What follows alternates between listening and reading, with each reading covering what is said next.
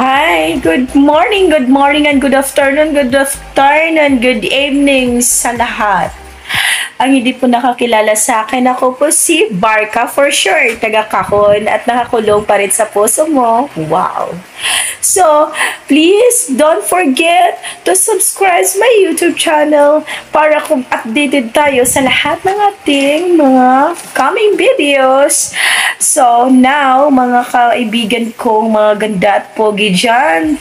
So, I have tips para sa inyo. Ito, makinig ka. Tips para sa mga hindi ka naiiwan ng kapartner mo. Charot. Ito ang gagawin mo kung iiwan ka ng kapartner mo. Ay, easy lang yan. Iwan mo rin. Problema ba yan?